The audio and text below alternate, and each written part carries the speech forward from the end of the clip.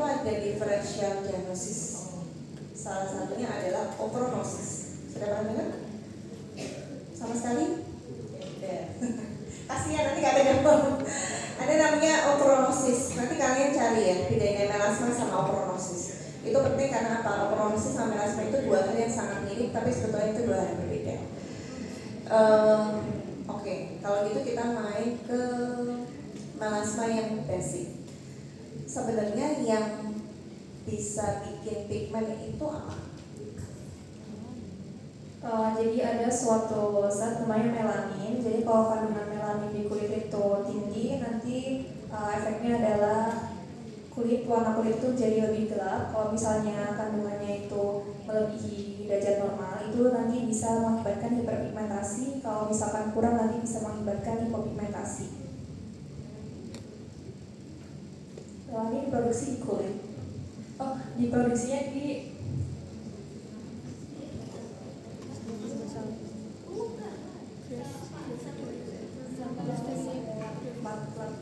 di stratum.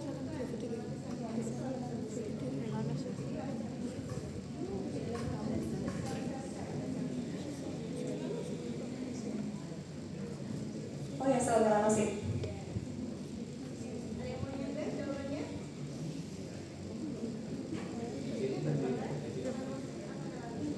Sel melanositnya yang memproduksi melanin.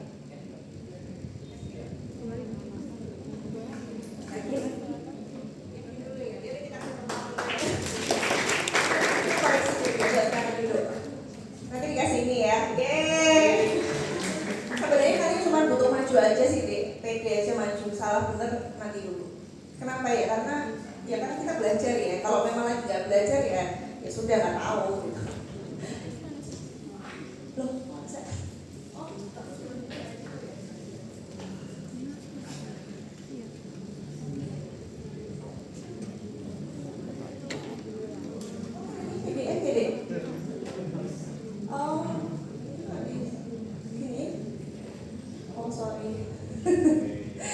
Karena ini panel PDF. Nah, pigmentasi itu adalah ditentukan tipe melanin yang disintesis dan jumlah melanin yang didistribusikan pada sel keratinosit di sekitar. Betul, tadi melanin diproduksi oleh melanosit yang terdapat di stratum basalis.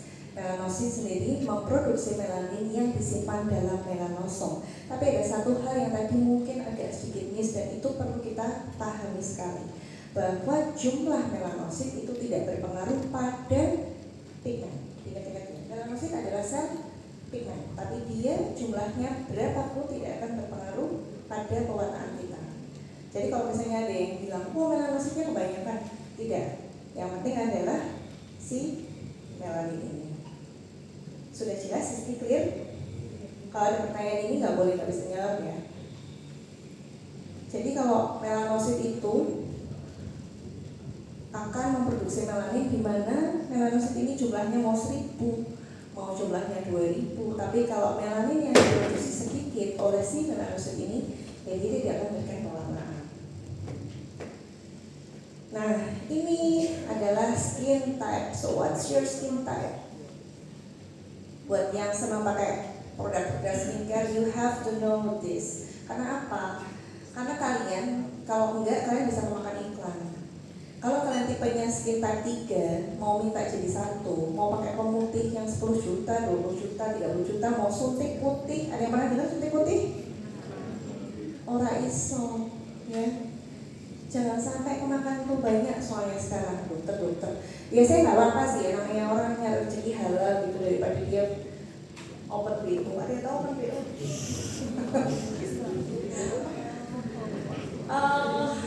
Tapi ya itu kita itu masuk, saya harap lulusan UNS ini ya punya integritas. Jadi katakanlah apa adanya, sampaikan apa adanya, karena nanti tantangannya akan sangat banyak sekali.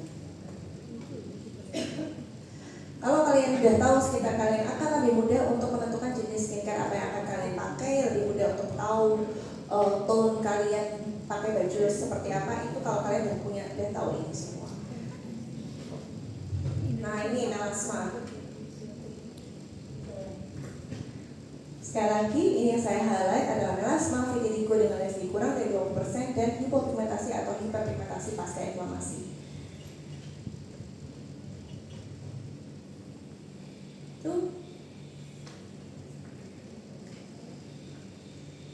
Nah, ini melasma flek hitam. Udah banyak deh, kalau kalian suka jajan itu banyak ibu-ibu di warung yang kalau kepanasan mukanya sering masak setiap hari, ya pasti ada flek-flek ini, atau yang dia pakai KB hormonal, dia ada flek ini. Penelitian kita banyak tentang melasma, pengobatannya juga banyak, tapi yang harus kalian ketahui adalah melasma berbeda dengan ochronosis. Tadi saya minta kalian cari ochronosis itu apa, melasma itu apa. Kalau memang tidak jelas boleh tanya email ataupun lewat DM nggak apa-apa. Nah ini distribusinya ada sentral fasial, dahi, hidung, dagu, dan upper lip, kemudian ada di malar serta area mandibular. Etiologinya ini yang penting lagi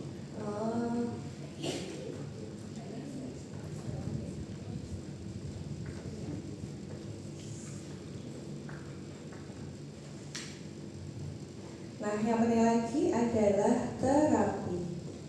Sunscreen itu wajib. Ada yang di sini yang nggak pakai sunscreen? Nggak pakai?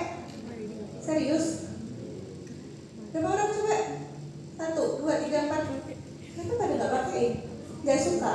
Apa problemnya apa? Sunscreen. Sunscreen itu sunblock. Lengket. Masa? Aku coba apa udah? Coba. Kita coba.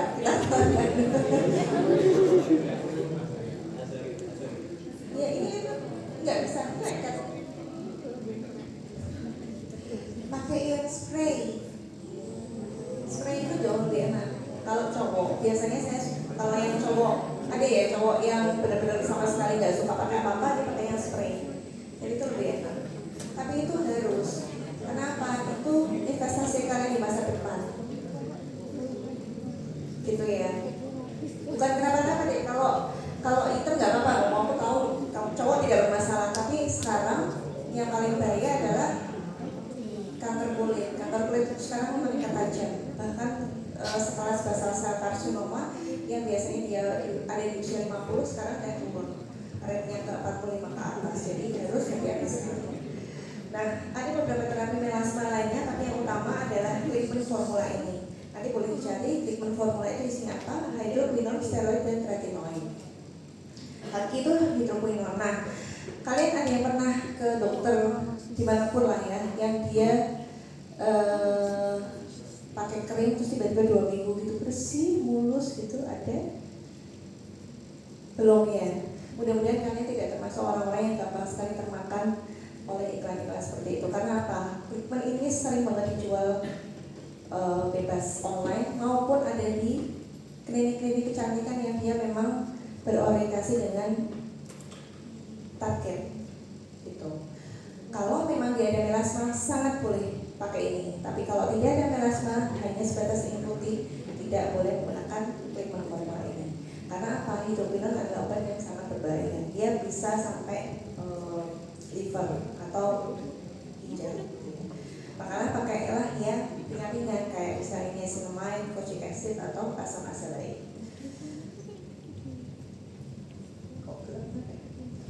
Kemudian vitiligo. Nah, ini vitiligo yang perlu diingat di sini adalah depigmentasi ya. Jadi dia bukan rusak pigmennya, tapi hilang atau depigmentasi berarti rusak dan bukan tidak ada pigmen. Bedakan sama albino ini. Nah, nggak ada gambar albinonya ya. Nanti boleh cari tahu ya albino itu kayak apa. Vitiligo ini adalah kelainan hilang pigmen kulit ditandai dengan patch makula diffus berwarna putih, berbatas jelas dan tegas. Kalau ini kiri dan kanan adalah mana yang vitiligo? Kiri apa kanan? Ya betul. Yang kiri apa? Kok panu? Ya wes panu. Kalau ada keluhan, yes betul gatal. Kalau tidak ada gatal atau diawali dari dia suatu luka disebut hipopigmentasi pasca inflamasi. sama, terapinya itu aja deh. Tapi untuk kulit itu kalau kalian lagi blank apa nih jawabannya, ada pilihan sunscreen, tembak aja sunscreen. Ya mungkin jawabannya benar, tapi itu kebanyakan terapi kulit adalah ada penggunaan sunscreen. Bahkan untuk jerawat pun sunscreen juga tetap harus dipakai. Yang tadi saya bilang di slide sebelumnya yang di Atma, topical corticosteroid. Kenapa saya minta kalian baca class of steroid? Itu salah satunya adalah pilihan ganda yang akan disebut di soal itu bukan cuma steroid, itu bukan, tapi mometasone furoat atau hidrokortison 2%. Nah kalian harus tahu kelas-kelasnya karena itu menentukan jawaban yang benar ya.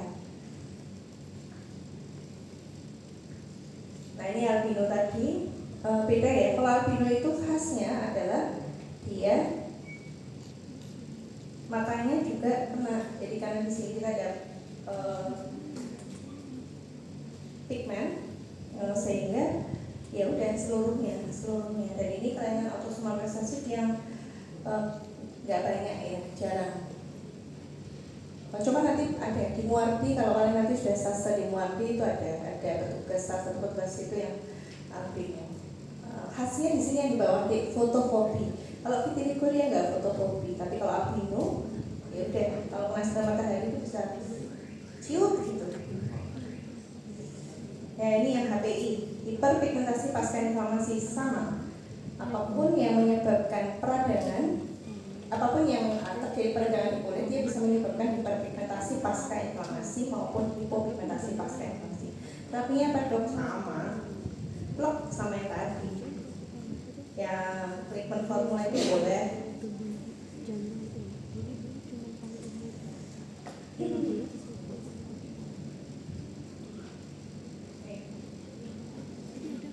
Atau peeling atau prosedur terapi, misalnya abrasi, laser, itu boleh. Ya, selesai. Ada yang mau tanya lagi?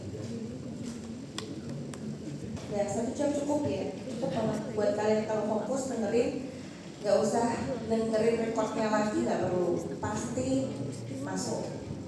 Karena itu pengalaman ya, saya tuh orangnya yang paling gak suka belajar. Karena saya tahu belajar di dokteran tuh susah. Susahnya apa?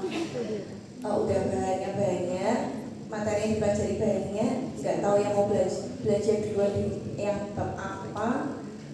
Pokoknya ini banyak lah, belum distraksi ini dan itu, belum pengen jalan-jalan, belum organisasi, belum pengen datang tempat makan baru gitu. Jadi kalau mau benar-benar jadi dokter yang ideal sekali ya udah, kamu tidak mau di kamar belajar terus, itu ideal.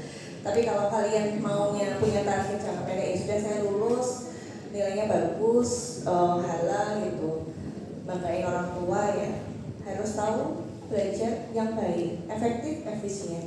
Caranya gimana? Ya sudah, fokus pas kuliah sekitar 1 jam baca dulu. Melatih berpikir sistematis gitu.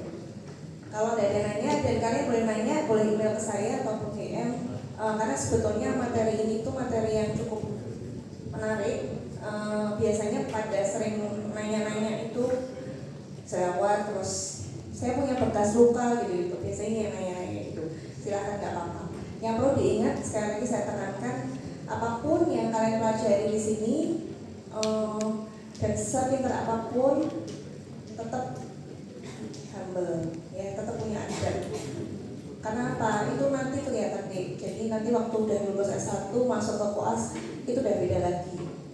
Yang di S1-nya dulu sangat lancar, nilainya bagus, summa cum ternyata summa cum jadi nilainya terus, belum tentu koasnya lancar. Sangat sering terjadi. Ada yang dulu cum laude nilainya 4,0 tapi waktu koas dia ketinggalan ada. Makanya saya pesan gitu, kadang-kadang itu kita nggak harus belajar terus, boleh kok. Saya nggak nyaranin kalian belajar terus, karena apa? Ya buat apa orang segini aja pintar semua gitu. Yes, berjuanglah untuk diri kalian sendiri, pakai adab, jangan sombong, humble. Saya tahu di sini mungkin ada yang anaknya dokter, jadinya staff, saya juga dulu gitu deh, saya anaknya staff, saya nggak pernah keluar dari Solo. Dan saya kalau jadi anak staff itu kan agak susah ya, mau jadi bodoh banget ya malu, mau pinter banget dibilang itu dibantu sama orang tuanya, ya kan? Bersyukur deh kalau bukan anaknya siapa-siapa, karena nggak kelihatan. Tapi kalau anaknya siapa, ya itu kamu mau jadi pinter banget, salah, mau bodoh banget ya salah. Gitu. Makanya jaga adab, karena kan yang dititipkan orang tua kalian untuk di sini dididik dengan baik, ya jadilah orang yang baik. Sekian dari saya tutup. Assalamualaikum warahmatullahi wabarakatuh.